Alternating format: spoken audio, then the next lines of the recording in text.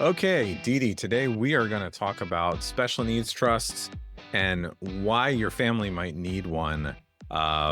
We were just talking before the interview. I'm a special needs parent, so this topic is pretty interesting to me. But let's start with that moment that brings the parent into your office.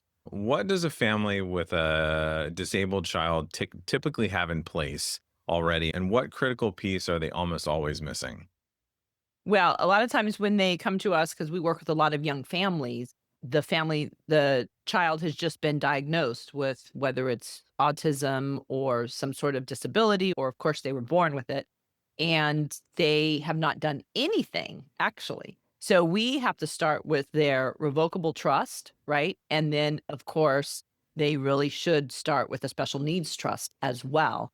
And they don't have that in place. And then as clients are older, a lot of times they will come and they know they need to have a limited conservatorship here in California when their child turns 18 so that they can continue to go to their medical appointments and advocate on their behalf. And many times they do not have a special needs trust at that point in time too. So it's a lot of people just they don't think about it. They think that they're going to pay for their child, they're going to take care of their child. So why do I need anything? Yeah, and a lot of them, special needs parents in particular, think that or assume if they have a will, they're covered. Why is that assumption actually dangerous for the child's future? Absolutely. It's extremely dangerous because a will have a distribution to the child. And if the child is receiving any type of governmental benefits at 18, 25, 30, however old when their parents pass, then that distribution will go to them directly and it will disqualify them from whatever governmental benefit they are receiving. So if they were to receive $100,000 as a distribution, $1 million, it doesn't matter, then they would have to use that money first before their governmental benefits would kick in. And that can be detrimental to a child. Maybe it's educational that they're taking advantage, they're going through the regional center and they're taking advantage of all the services. Maybe it's financial, maybe it's not financial, right? And then all of a sudden they have to dip into their money that is supposed to be used to supplement whatever their governmental benefit is that they are receiving, whether it's SSI or Medi-Cal. Walk us through what a special needs trust, or also can be called a supplemental needs trust, actually is. Not just the legal definition. What does it do in real practical terms for a family? Absolutely. So, in practicality, it would be a trust that is for their disabled child. So, it's an actual trust. It has its own tax identification number, has to file its own tax return, and it can pay for those expenses that are not covered by the governmental benefit by SSI Medi-Cal. So, let's just say, for instance, they like to go to Disneyland. Well, this supplemental special needs trust can pay for annual passes to Disneyland. And as we know, they just keep, increasing in cost. But if that is a favorite activity for a child to do, the special needs trust can pay for that. The special needs trust, as they get older, if they're able to live in a house with care people, then the special needs trust can actually own the house and pay for all of the expenses, and it doesn't dip into whatever benefit they are receiving. So the practicality of it's to supplement whatever that government does not. And it could even be down to, a lot of times dental is not covered here in California, right? So dental or vision or any extra, physical activities that are not covered by the benefit that they receive from the state. They can be used interchangeably. Okay. You could have a supplemental needs trust for the benefit of the child or a special needs trust for the benefit of the child. A lot of times a supplement, it can be a little misguided, right? Because you can have supplement trust within your revocable trust, right? That pays for hymns or something. But I like to use the term special needs trust so that when they're being trying to qualify for any governmental benefit, it's very distinguishable. This is a special needs trust, right? And again, I think we talk about a little bit later. This is for a child that is disabled, they're born with this disability. And then there, of course, there is the third party special needs trust that California really distinguishes with first party and third party. But with the third party, and that's what we're really talking about right now, other people can contribute to it. So let's say a grandparent set it up for their grandchild. Well, the parent can also contribute to it. The aunt or the uncle can also contribute to the special needs trust, so that ultimately, when perhaps the special needs child, the disabled child, is on his own and has lost a parent, there could be a nice little nest egg that is to support that person. And it doesn't matter. It can be millions of dollars, and they will still get the governmental benefit. They will get whatever, the educational, and it's not just financially speaking. Here in California, the regional center is a great resource for children with disabilities.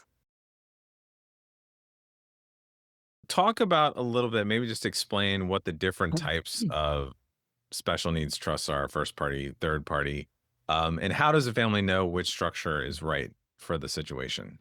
Absolutely. So a first party trust, that is sort of like a personal injury, right?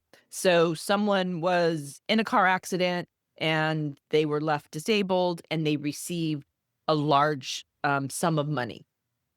That would be a first party special needs trust, right? Or supplemental needs trust. And the uniqueness is that there is a clause in the first party that says when the beneficiary passes, they will have to do a payment back to Medi-Cal, right? For the benefit that they had received. So there has to be a payback provision in the first party special needs trust, but not in the third party.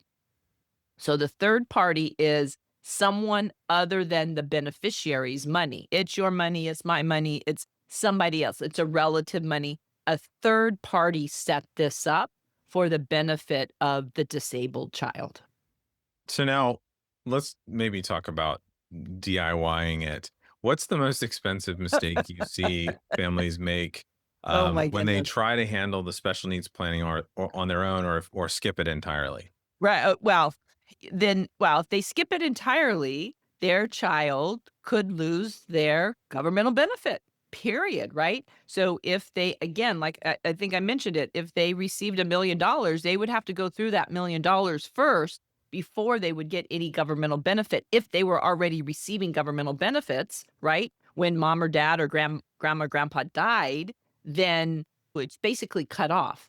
Versus if it was to go into a special needs trust with all the bells and whistles, I'm going to say this would be especially, you would never want to do a special needs trust yourself, right? Or go online and try and figure it out, because there are certain provisions that are absolutely required to go into, I call it the secret sauce, to make sure that the disabled child can receive those governmental benefits, right?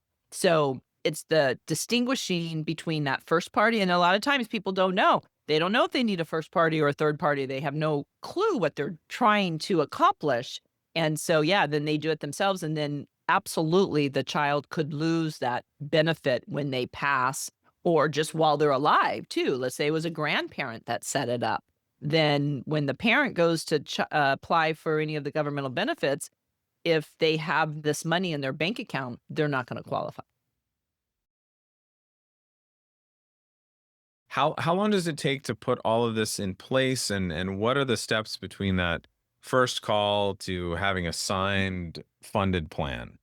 Awesome. That's a great question. So, as people call us and they say they have this special needs child, usually know a little bit that they want to do something. After our first meeting, when we design their revocable trust, then we'll also design their special needs trust. They have questions to answer. If the child is young, what kind of living situation is ideal that you want to put into the special needs trust and address?